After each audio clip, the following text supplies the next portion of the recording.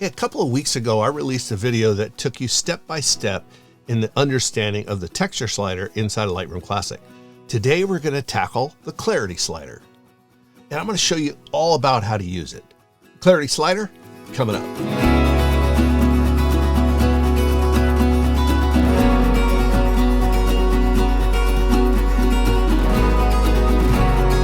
Hi, I'm Terry Vanderheiden, professional photographer, and I'm teaching you how to get the most out of Lightroom Classic. Today, we're working on the clarity slider. This is going to get pretty deep into the inner workings of Lightroom Classic. So if this class is a little ahead of where you are in your learning process of Lightroom Classic, check out some of my beginner classes that are here on my YouTube channel. I'll leave a link below, so that'll be easier for you. So today, the episode is all about the clarity slider and how to get the most out of it. So let's get into it. All right, we're inside of Lightroom Classic. I'm using version 14.0.1. It's the newest version of Lightroom Classic that's out there today. And let's bring up a picture here of a guy that's softly lit. All right, this is a studio shot portrait. And watch what happens when we start fiddling around with the sliders down here in presence. When we work with texture, as we recalled, on the last time we were able to take and slide the texture over and we could get some subtle differences and subtle softening of the face on the skin tones. And I think if you recall, I did a mask of how to create a mask so that then you were able to go in and just work on just the skin tones. And if you want to see more about that, I'll leave a link up here and also a link in the description to my texture slider. But today with clarity, we see a big difference in the things that happen inside of the clarity. So in texture, as you can see, if we slide this all the way over, we get a little more texture. It helps a little bit, softening just a little bit, and it's not very extreme, which is great, right? You have a little more control that way. Clarity, however, watch what happens. If we slide this over here, man, it softens it like crazy. Everything's just really, really soft. Takes out all of the contrast that's inside this image. So if you double click the word on any kind of thing in Lightroom, it's always going to bring it back to 0. So if we go ahead and slide this over to the right, we can see that now look at all this texture that we've added to this face, right? A bit extreme, but we've added a lot of texture to this and a lot of contrast. So if you think about this, the clarity slider always works with the midtones of an image. And if you look at your typical image, it's going to be mostly made up of midtones, right? I mean, you're going to have some highlights and some shadows, but for the most part, you've got a lot of midtones. So if you have a slider that works with mainly midtones, then you can do some dramatic things. So in this case, that's the deal with the clarity slider. So let's go ahead and take a look at another image here. Now this image, in difference to one we just looked at, this one is much more contrastier, right? It was photographed much more contrastier. We've got a stronger light over here, and we've got a much bolder, stronger light coming in down in this direction. So if we go to our clarity slider and slide this all the way to the right, you can see how dramatic that looks in that image, right? It's a more of a raw type of a shot. You've seen this tons and tons in advertising when they want that really raw image. A lot of times in television, you'll see these images are used like this in the beginning of a promo, something like that. So it's a real way to get your image to have a much more raw type of a look to it when you're working with the clarity slider.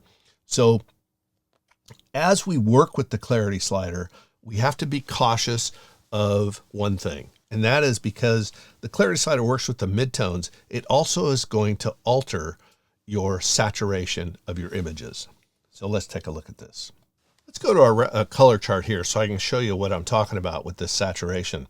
If we just hover this over the purple area here, up by the histogram, you can see that labels out at 28.9, 21.6, and 45 blue to make up that color. And we're just on the normal, nothing else has been changed on this. So let's go ahead and slide this over and really bring up the clarity on this. And look what happens to our saturation. Now we're at 20 red, 15 green, and 34 blue. So it really deepened all those colors and really altered the colors really in terms of what we were just looking at. So if we look at this again, we can see, let's go ahead and see a before and after. We'll turn this off. That's the way it originally was. And this is after we added the slider for clarity. So in this case, not looking at the contrast, but just looking at our saturation has been really, really increased. So one of the ways that you can battle that, if you want to try to keep your saturation the same, is down here you can slide your saturation back a little bit and your vibrance back a little bit to try to get back to that same tone while keeping the mid-tone contrast that slider of the clarity is doing. So let's show you on a real world type of an image here. Here's an image, waterfall shot. Now this was shot under a forest canopy, right? So we don't have a lot of direct sunlight. We don't have a lot of direct contrast, right? We don't have a ton of contrasty light hitting the scene. This is more of a softer type of a scene. So in order to work with this, we can easily come over to our clarity slider. So let's go ahead, come down, go to clarity, into presence, and that's where this resides. And let's slide our clarity over and watch what happens. So I'm going to go extreme here. We'll go all the way up to 100%. But you can see how much more contrast, and almost it kind of appears like it's sharpening, like the detail inside of the moss, right? So let's go ahead and turn this off and on. You can see it. That's before and that's after. That's before and that's after. So you can really see what it's done in terms of contrast. Now, obviously, this is extreme. So you have to be really cautious when you're working with the clarity slider, because the clarity slider makes dramatic changes, right? If you're enjoying this kind of content, hit the like button, and then also be sure to subscribe to this channel and ring the little bell icon to be reminded of my next video. Now, I always read and respond to all my comments in the comment section, so feel free to leave me a comment or a suggestion or a question, and I'll get back to you. If you'd like to get a hold of me directly, you can always contact me through my email. My address is terry@imagelight.com, and I'll answer your questions and add you to my mailing list so you can be alerted of my next video release that way. As always, the images that I work on today, most of them are going to be available for you to work on as well. So you can just follow the links below in the description to go grab these images and work on them yourself. Now let's get back to this. So here's another example here. We'll go into another image here and we'll see our nice soft light that we had here. We've got the nice soft waterfall that's coming over the rocks. And if we come over to our clarity slider, and we start bringing this up, look what happens to the greens and all the detail in here. It starts to become much more crisp, much more sharp, much more dramatic, because we've increased that contrast and we've increased the saturation. So let's take a look. We'll turn this off and on. Huge difference, right? Huge difference. Now, the nice thing about this slider and the way Lightroom has worked it in is it also is available on a mask. So if we were to grab our masking tool and we grab a brush, and let's just say we'll use the auto mask on this. Let's just try to brush this rock, okay? Not bad, that did a pretty good job. So as we slide down here, remember that it's not gonna be under presence anymore, it's gonna be under effects. And if we take our clarity slider and slide that up, now what we've done is let's go ahead and zoom that up a little bit. Now we have brought out a whole bunch of clarity in this rock where the other rocks don't have it, right? So let's go ahead and turn that off and on.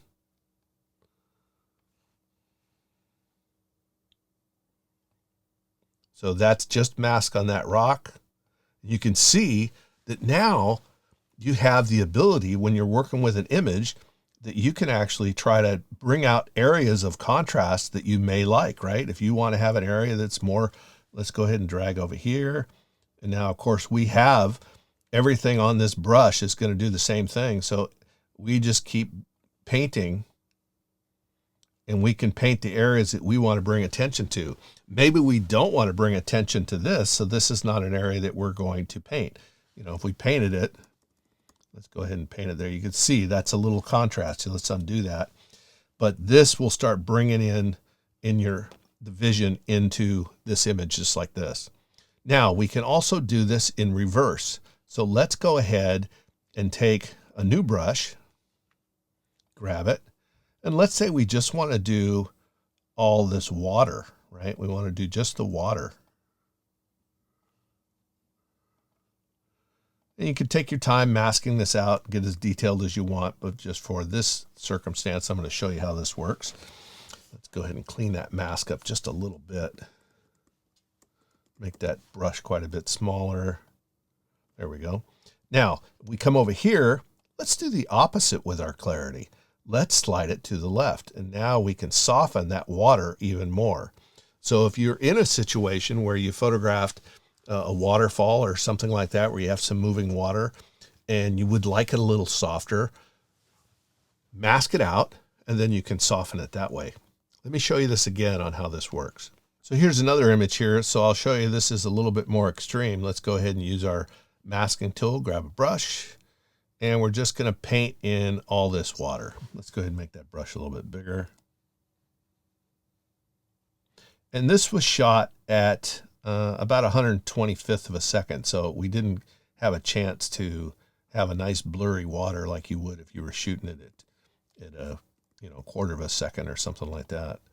But the water's rushing by, and let's say we'd like to soften this look a little bit. Now, it's not going to make it completely blurry like you would in a slow shutter speed, but this will be a way that you can soften it. So let's come down to our clarity and bring that back all the way to the left. We could probably bring our slider, which is the texture slider, over as well. And you can see that that has softened that water substantially. And if we turn this off and on, you can see that softened it quite a bit, probably a little too much. But the flip side of this, if we take this and we right click and do duplicate and invert mask.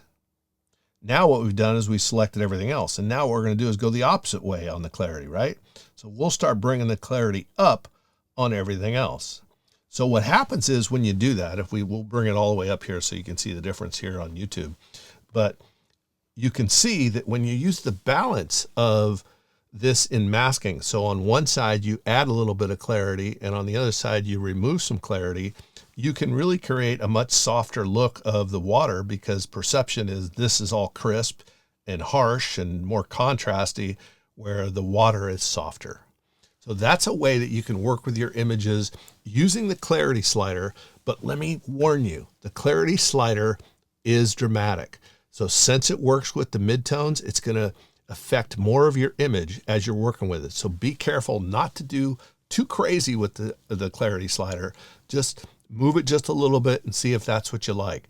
Because when you start doing really extremes, you're going to get a really bold, contrasty look, which you might be going for. But if you're not, and you just want some subtle changes, be careful with sliding the clarity slider too much.